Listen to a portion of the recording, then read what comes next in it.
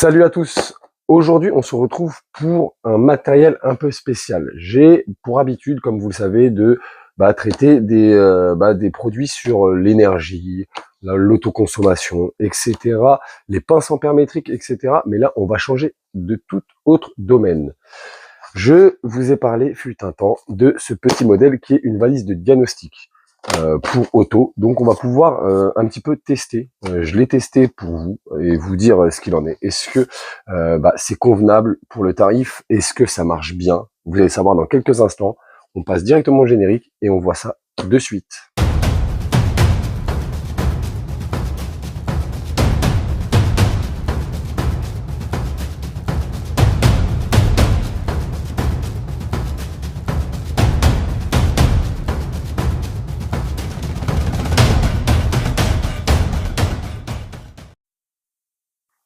Alors nous voici à traiter un autre dossier que l'énergie et tout ce qui est gestion d'énergie chez soi.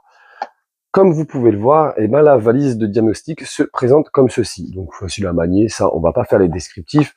Je vais aller dans les aspects semi-techniques parce que comme je vous dis, je suis consommateur et non là pour présenter un produit et le vendre. Donc c'est une valise qui est vendue chez AliExpress pour un montant de 145 €. Il y a plusieurs modèles, des modèles un peu plus poussés et un peu moins poussés. Moi j'ai pris celui-là à 145 €. Pourquoi? Parce que je ne suis pas mécanicien.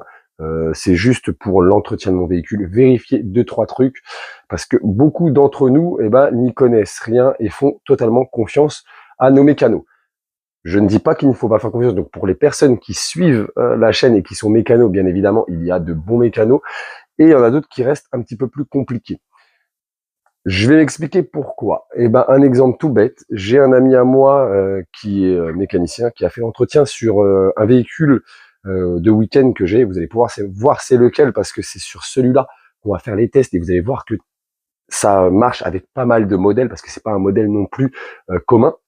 Et mon ami m'a dit qu'il n'y avait aucun problème niveau valise. Dans un premier temps. Et dans le second temps, j'ai fait plusieurs devis parce que ma jauge à essence ne marchait pas et beaucoup m'ont dit ta jauge est morte, il faut la changer. Que ce soit chez Mercedes, etc. Un mécano à côté de chez moi, on m'a dit ta jauge est morte, faut la changer. Sauf qu'avec cette petite valise, j'ai pu voir qu'en fait ma jauge n'est pas morte, mais j'ai plutôt un court-circuit au niveau de mon plus. Donc ce que ça veut dire, c'est ce que ça veut dire. Donc à voir si je peux réparer au lieu de changer directement une jauge qui va me coûter 9 bras. Donc voilà ce qu'il en est. Facile d'utilisation, on va le voir ensemble. En tout cas, les novices peuvent prendre la main assez facilement. Elle est connectée directement à Internet. Les mises à jour sont disponibles directement via la Wi-Fi. Dedans, en fait, la spécificité de la chose où on se dit c'est pas cher d'avoir une valise diagnostic à 145 €. Vous allez comprendre pourquoi également. Parce que dedans, intégré, il y a 5 options offertes. Telles que remise à niveau de vidange, etc. Et si on veut pousser un peu plus la chose, donc coder les injecteurs, faire des trucs plus, les régénérations de FAP, etc., on paye une option en plus qu'on garde à vie. Ça veut dire que ça sert à rien d'avoir une valise de diag de 700 € si on veut juste faire une révision et mettre à jour, ou juste faire ses freins et réinitialiser les freins, ou débloquer les freins pour changer les plaquettes de frein arrière pour les véhicules qui ont des freins à main électroniques. Voilà, donc c'est ça qui reste relativement sympa. C'est la prise en main relativement facile et vous allez pouvoir le voir, mais le tarif et la facilité de pouvoir acheter ou non des options, ce qui nous réduit considérablement le tarif. On passe directement au modèle de voiture. Je vais vous montrer la voiture sur laquelle je vais faire les tests et comme ça vous allez pouvoir constater que ça peut marcher sur n'importe quelle voiture parce que j'ai un Kangoo, un Talisman, ça reste des Renault assez basiques et courants. Donc ce serait pas objectif de vous dire regardez ça marche sur n'importe quelle voiture, mon Renault Kangoo. Donc voilà, je vous emmène directement à ma voiture et vous allez pouvoir constater qu'il marche très bien. Donc, comme vous pouvez le constater, on va quand même faire l'essai de cette petite valise sur un C63 MG qui n'est pas commun. Je ne dis pas que c'est pas une Lamborghini non plus, mais j'aurais pu faire sur le Kangoo qui est derrière. Et non, on va pouvoir tester sur ce modèle qui présente quand même pas mal d'options et pas mal de spécificités qu'il n'y a pas sur les voitures basiques. C'est parti, je lance. Donc voilà comment est la valise de Diag, comme on a discuté précédemment. Je tiens à préciser que celle-ci ne marche pas sur batterie, c'est-à-dire qu'il faut qu'elle soit alimentée par l'OBD pour pouvoir marcher, ou quand on fait nos Diag et qu'on veut retrouver l'historique sur son PC sans passer par mail, parce qu'on peut l'envoyer par mail, enfin le rapport l'envoyer par mail ou en Bluetooth sur un appareil tel que votre téléphone. Là, on peut également le brancher directement via le petit USB-C. Mais sinon, il ne marche exclusivement qu'avec l'OBD. Donc, soyez pas surpris si vous recevez et qu'il n'y a pas de bouton d'allumage. Donc, faut pas sortir de Saint-Cyr. On le branche directement à la prise et vous allez pouvoir voir une fois qu'il est branché, si j'arrive à trouver le trou. Donc voilà, parce que j'ai fait des tests auparavant. La page d'accueil se présente comme ceci. Je tiens à préciser que sur certains modèles, tels que mon Kangoo ou mon Talisman, ça ne me demande pas de démarrer ma voiture. Ça me demande juste d'avoir le contact. Sur le C63, ça me demande de démarrer la voiture. J'ai déjà mis le contact et ça n'a pas marché. Donc là, on peut voir, comme vous pouvez voir en haut, parce que mon moteur n'est pas allumé, je suis à 12,1 volts. Il y a zéro de données qui sont transmises et je suis au niveau Wi-Fi à 2 bars parce que je suis relativement loin de ma box. Donc je vais démarrer le véhicule en espérant que vous allez bien m'entendre parce qu'il fait pas mal de bruit. Et là, on peut constater que ça monte à 14,8 volts bon ça donne une bonne indication déjà rien que pour la batterie, c'est cool. Une fois qu'on est là-dessus, on fait une analyse. Donc, je suis désolé pour toutes les personnes qui voient le reflet, etc. Si c'est dérangeant, malheureusement, je n'ai pas d'équipement relativement coûteux pour pouvoir enlever tout ça. Donc là, ça me demande une mise à jour. Je n'ai pas besoin de la faire parce que j'ai pas spécialement envie. Et là, on va faire une recherche automatique. Donc, on clique sur recherche automatique. Donc une fois que la recherche, bien évidemment, ça détecte votre VIN, votre modèle de véhicule, et vous allez bien pouvoir voir au modèle en dessous que c'est un Mercedes C63, donc c'est pas du mensonge, c'est pas déguisé. Je vous dis ça marche avec tout véhicule, même de grosses marques, etc. En fait, ça marche que sur un 1,5 DCI de chez Mercedes, parce que ça existe aussi, les moteurs déguisés, mais non. Donc là, on va directement aller faire une recherche automatique. On valide et on fait un test rapide. Je valide également. Voilà. Donc, et là, vous allez pouvoir constater qu'il y a des défauts. Déjà, tout ce qui est ESP, etc., je n'étais pas au courant encore quand j'ai fait mes tests il y a ça 15 jours. Donc j'ai trouvé de nouveaux défauts. Est-ce que c'est parce que je la fume un peu trop en respectant un petit peu le code de la route ou non? Je ne sais pas. Donc vous voyez, là, il y a des défauts tels que le capteur de niveau de remplissage de carburant présente un court-circuit. Je vous l'avais annoncé. Sauf que tous les mécanos me disent que en fait le capteur et enfin la jauge de réservoir est complètement mort. Alors que non, pas du tout. Donc est-ce que en plus ça me dit directement avec le plus, c'est pas comme si on ne sait pas, etc.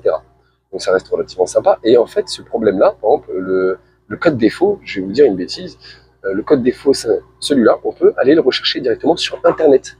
Vu qu'il est connecté à la Wi-Fi, il va capter directement une page Internet pour demander quel est le code défaut. Des fois, c'est un petit peu merdouillant, je ne vous cache pas, parce qu'après, voilà, mais ça peut quand même permettre d'aider. Donc là, je suis désolé, je capte très mal. Comme on le voit, fait des 0,1, etc. Je vais attendre un petit peu et décaler un petit peu vers ma box. Peut-être que ça captera mieux. Ou sinon, je vais aller sur un autre défaut. Comme ça, on va pouvoir... Le défaut de ma jauge de réservoir, ça va peut-être me mettre n'importe quoi, je ne vous le cache pas. Mais c'est vraiment pour vous montrer que ça peut nous aider pour les personnes qui sont relativement novices en mécanique. Bon, je suis désolé, je mets un petit peu de temps, mais je ne capte pas. Mais en tout cas, je vous mettrai une vidéo dans quelques minutes pour vous montrer que ça va bien sur Internet. Une fois que vous faites ça, vous pouvez directement aller voir le rapport.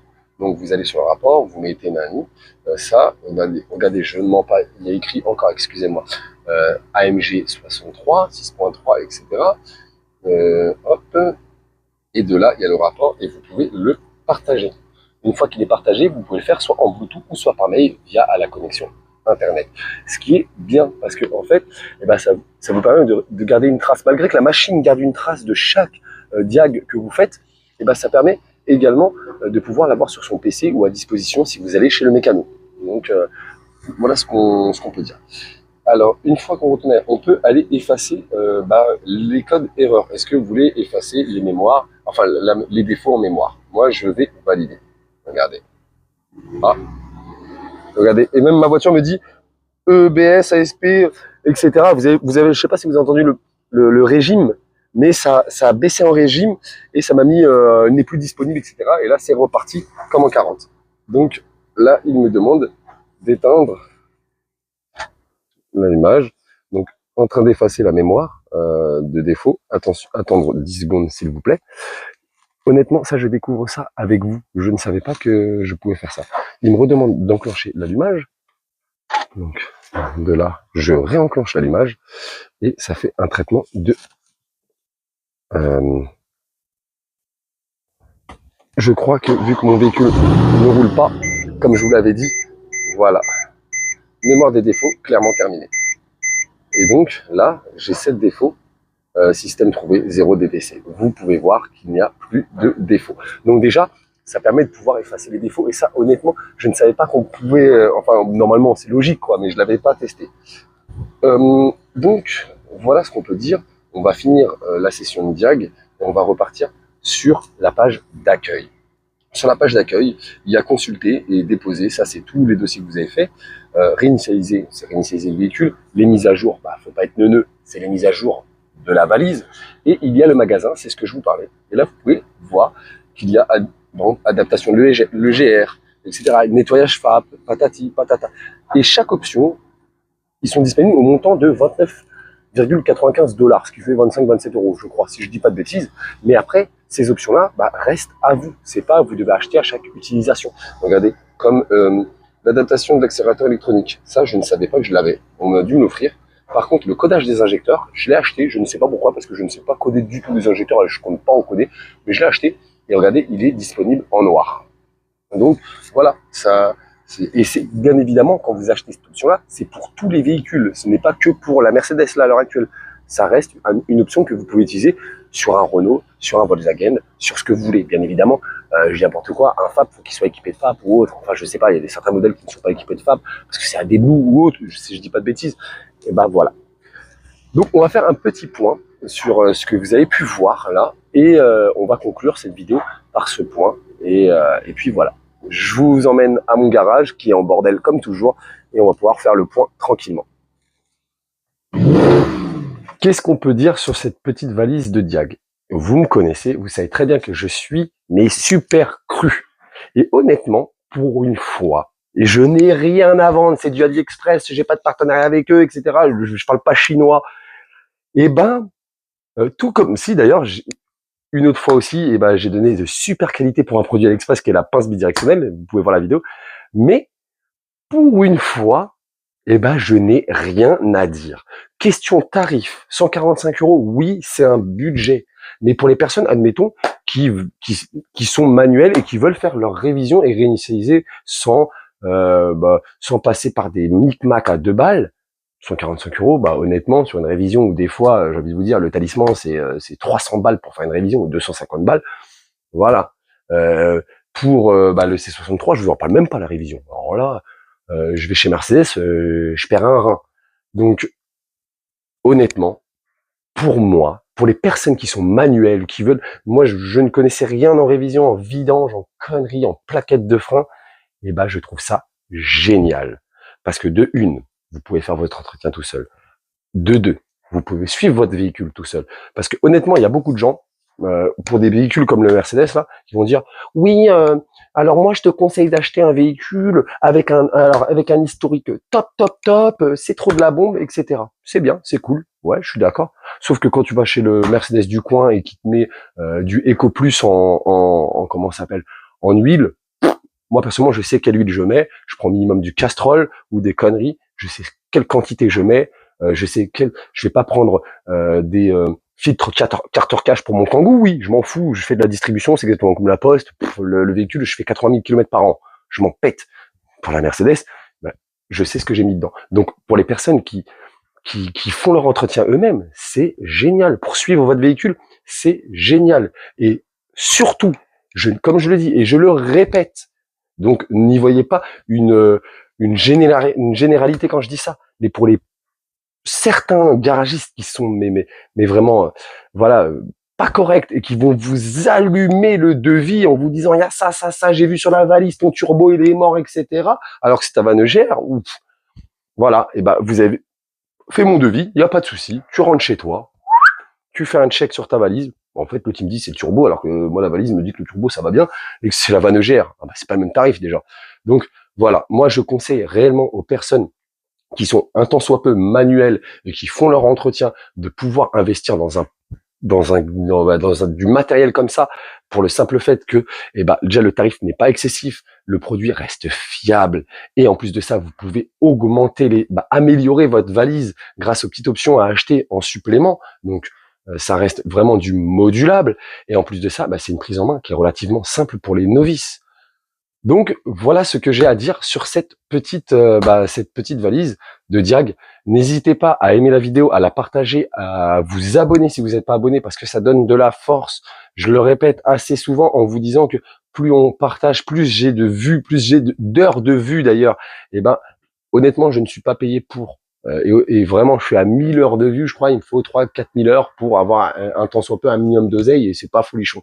Non, mais ça me permet de pouvoir m'associer à certaines marques et pouvoir leur demander de me prêter certains modèles pour pouvoir les tester pour vous. Ça n'engage à rien.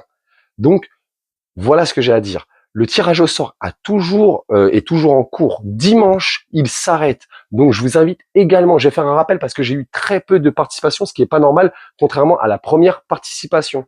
Et n'hésitez pas également à me dire en commentaire si ça vous intéresserait par la suite de faire plus de tirage au sort. Moi, je peux essayer de négocier ou même mettre un petit peu de ma personne aussi. Donc, voilà. Je vous souhaite une très bonne journée. À bientôt.